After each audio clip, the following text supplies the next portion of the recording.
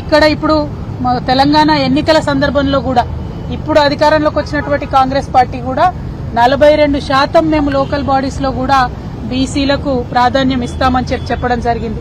Congress party Bharatiya Janata party national లెవెల్లో కూడా బీసీల జనగణన చేస్తామని చెప్పడం జరిగింది.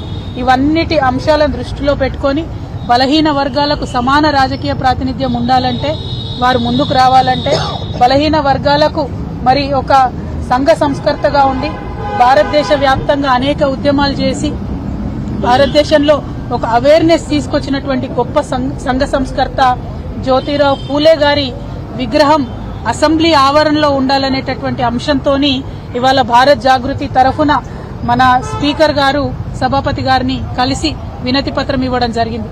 ఎట్లా అయితే ఆనాడు జాగృతి పోరాటాల ఆధారంగా అసెంబ్లీ ఆవరణలో అంబేద్కర్ విగ్రహాన్ని ప్రతిష్ఠింపజేసుకున్నామో, ఇప్పుడు ఖచ్చితంగా జ్యోతిరావు పూలే గారి విగ్రహాన్ని మరి అసెంబ్లీ ఆవరణలో పెట్టవలసిందిగా భారత్ జాగృతి తరఫున డిమాండ్ చేస్తూ ఒక వినతి పత్రాన్ని స్పీకర్ గారికి ఇచ్చినాం. తప్పకుండా ఏప్రిల్ 11వ తారీఖు నాడు పూలే గారి జయంతి ఉంది.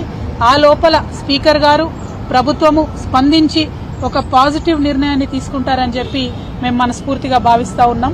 ఎందుకంటే అటువంటి సమతామూర్తులను, అటువంటి సమానతత్వాన్ని ప్రబోధించినటువంటి మహనీయులను నిరంతరం అసెంబ్లీకి వెళ్లేటటువంటి వాళ్ళు చూసినట్టయితే చట్టసభల్లో గాని, చట్టాలు చేయడంలో గాని, ప్రజలకు న్యాయం కల్పించడంలో గాని వారికి ఒక స్ఫూర్తి ప్రదాతగా ఉంటారు. కాబట్టి ఖచ్చితంగా జ్యోతిబా పూలే గారి విగ్రహాన్ని ఏప్రిల్ 11వ తారీఖు లోపల ఈ ప్రభుత్వం ఒక పాజిటివ్ నిర్ణయం తీసుకొని ప్రతిష్ఠించడానికి నిర్ణయం తీసుకుంటుందని చెప్పి నేను మనస్ఫూర్తిగా భావిస్తూ ఈ రోజు కార్యాచరణ ప్రారంభించినాం.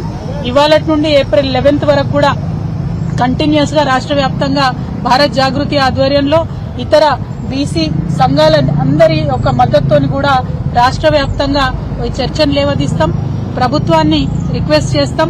ప్రతి ఊరు నుండి, ప్రతి చోటి నుండి కూడా ఈ డిమాండ్ ప్రభుత్వాన్ని, స్పీకర్ గారిని తగిలే విధంగా మేము చేయడం జరుగుతుందని చెప్పి ఈ సందర్భంగా తెలియజేస్తూ త్వరలోనే మిగతా కార్యాచరణ అంతా కూడా ప్రకటిస్తాం. ఈ రోజు వినతి పత్రం ఇచ్చి వారిని కలవడం జరిగింది.